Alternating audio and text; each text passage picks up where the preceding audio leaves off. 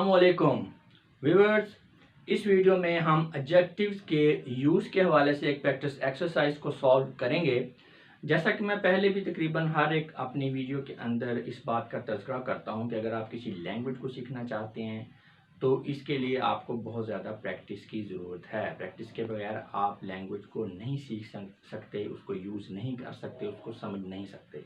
इसीलिए हमारे इस चैनल पे पढ़ाने का तरीकाकार ये है कि जब भी हम स्टूडेंट्स को कोई टॉपिक करवाते हैं, पढ़ाते हैं, समझाते हैं, तो हम उस टॉपिक के आखिर में एक या एक से ज़्यादा प्रैक्टिस एक्सरसाइजेस को ज़रूर सॉल्व करवाते हैं। इससे स्टूडेंट्स को डुअल बेनिफिट होता है। एक तो ये होता है कि उनको प्रैक्टिस मटेरियल मिल जाता है, दूसरी चूँकि ये एक्सरसाइज सॉल्व होती है तो बाद में अपना जो आंसर्स हैं उनको यहाँ पे दिए गए आंसर्स के साथ टैली करके अपना रिज़ल्ट जो है वो निकाल सकते हैं, अपनी असेसमेंट कर सकते हैं। तो ये एक तरह की उनकी सेल्फ एवेल्यूएशन है।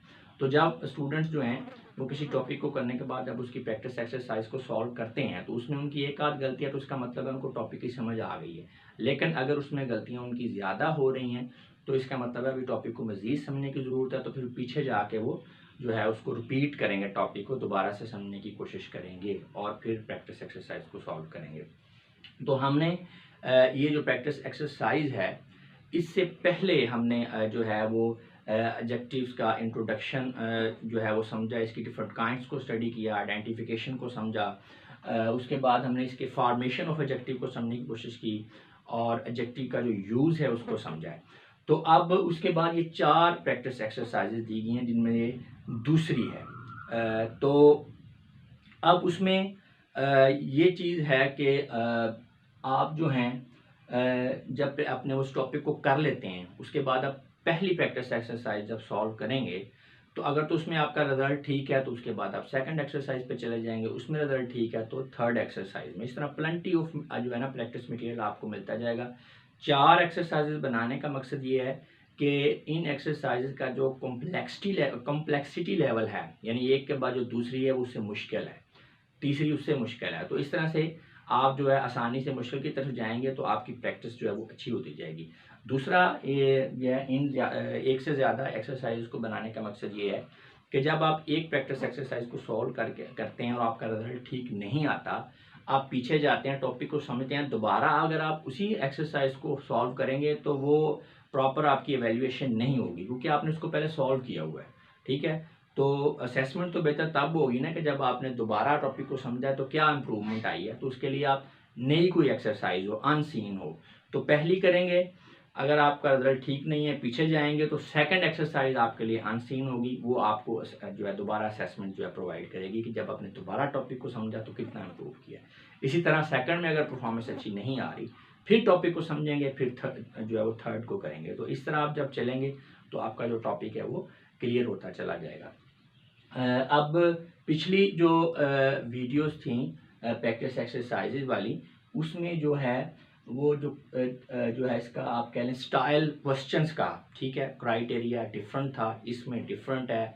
जो आगे वाली एक्सरसाइज होगी उसका इससे डिफरेंट होगा, तो इनका स्टाइल भी डिफरेंट रखा हुआ है ताकि प्रॉपर जो है ये एक एवेल्यूएशन सामने आए कि स्टूडेंट को कितनी समझ आ गई है। देखें ना, अगर एक टॉपिक को आपने एडजेक्टिव को ठीक तरह से समझ लिया है तो क्वेश्चन जिस मर्जी तरह से पूछा जाए तो आपका वो आंसर ठीक होना चाहिए अगर आपको टॉपिक ठीक तरह से समझ आ गया।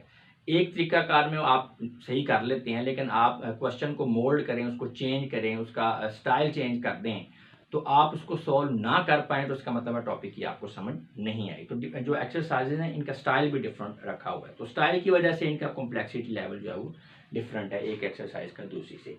अब इसके अंदर क्या है, ये कुछ वर्ड्स हैं ग्रीन कलर में नज़र आ रहे हैं, ये नाउन्स हैं। तो आपने इन नाउन के साथ कोई ना कोई एडजेक्टिव जो है यूज़ करना है जो इन नाउन को क्वालिफाई करे। कोई भी आप एडजेक्टिव लगा सकते हैं, इसमें कोई बाउंडनेस नहीं है कि यहाँ पे मैंने लिखे हुए हैं आपने वही लगाने हैं। ठीक है, तो ये आंसर्स दिए हुए हैं, ठीक है, आपने अपनी तरफ से कोई भी एडजेक्टिव लगा लेना है। अच्छा, अब यहाँ पे चूंकि वो एवेल्यूएशन वाली बात तो जो है ना वो कुछ ज़्यादा नहीं आएगी, मार्क्स की शक्ल में रिजल्ट आपका नहीं आएगा। उसकी वजह ये है कि चूंकि एडजेक्टिव तो कोई भी आ सकता है, हो सकता है आप अपना एडजेक्टिव कोई और लगाया हो, यहाँ पे जो आंसर्स दिए गए हैं वो और हो। और ये आपने जहन में भी रखना है कि ये कोई बाउंडनेस नहीं है कि जो मैंने एडजेक्टिव लगाया है अगर आपने कोई और लगा दिया तो आपका क्वेश्चन गलत हो गया। ऐसा नहीं है, जस्ट हम यहाँ पे अपनी अंडरस्टैंडिंग को डेवलप कर रहे हैं कि नाउन के साथ हम कोई भी ऐसा वर्ड लगाएंगे जो उस नाउन को मॉडिफाई कर रहा है, क्वालिफाई कर रहा है, उसके जो मीनिंग है उसको चेंज कर रहा है, उसमें एडिशन कर रहा है। तो अब यहाँ पे ये आंसर्स देने का मकसद जस्ट आपको क्लू देना है। वो इस तरह से आप एडजेक्टिव लगाते चले जा रहे हैं, लेकिन कोई वर्ड ऐसा आता है आपको समझ नहीं आ रही कि इसमें आपका ना एडजेक्टिव जो है इसके साथ कौन सा लगेगा, ठीक है। तो फिर ऐसी सूरत हाल में आप आंसर्स में जाके देखेंगे कि अच्छा जी ये इस तरह से है। तो अगर तो एक आध बार ऐसा होता है कि आपको नहीं समझ आ रहा कि इसके साथ कौन सा एडजेक्टिव लगना है, तो इसका मतलब है टॉपिक आपको क्लियर है, आप नेक्स्ट आगे जाके जो है प्रैक्टिस एक्सरसाइज आगे वाली सॉल्व करें। लेकिन अगर ये ज़्यादा दफ़ा हो रहा है तो इसका मतलब है टॉपिक की अभी आपको समझ अच्छी तरह से नहीं है, इसको मज़ीद आपको समझने की ज़रूरत है। तो व्यूअर्स, ये तो थी प्रैक्टिस एक्सरसाइज। मुझे उम्मीद है कि इसको सॉल्व करने के बाद जो है वो आपको एक अच्छी एवेल्यूएशन मिलेगी अपने कॉन्सेप्ट्स की, आपकी अंडरस्टैंडिंग जो है वो इम्प्रूव होगी। और मैं ये उम्मीद करता हूँ कि आपको ये वीडियो भी पसंद आई होगी। अब मैं आप लोगों से इजाज़त चाहूँगा, अपना बहुत सा ख्याल रखिएगा। आपकी समातों का बहुत बहुत शुक्रिया। आखिर में एक बात मुझे अब याद आ गई, हर वीडियो के आखिर में चंद बुक्स को मैंने बुक्स की जो है वो लिस्ट जो है वो एक दी हुई है, ठीक है। अब ये बुक्स की लिस्ट जो है, यानी रिकमेंडेड बुक्स कह लें या सजेस्टेड बुक्स कह लें, इनका मकसद क्या है कि इन बुक्स के अंदर जो टॉपिक वाइज प्रैक्टिस एक्सरसाइजेज मौजूद हैं। तो जैसे मैंने आपको कहा, जितनी ज़्यादा आप प्रैक्टिस करें उतना ही आपके लिए बेहतर है। तो यहाँ पे भी मैंने मैक्सिमम कोशिश की है कि ज़्यादा से ज़्यादा प्रैक्टिस मटेरियल आपको प्रोवाइड किया जा सके, लेकिन इसके बावजूद अगर आपको मज़ीद प्रैक्टिस की ज़रूरत हो और आप समझें और आपको करनी भी चाहिए, तो उसके लिए आप इन बुक्स को कंसल्ट कर सकते हैं। और ये भी मैं आपको बताता चलूँ, ये एक लंबी चौड़ी लिस्ट है बुक्स को, सारी आपको कंसल्ट करने की ज़रूरत नहीं है। डिफरेंट ग्रेड्स, डिफरेंट लेवल्स की बुक्स हैं, ठीक है।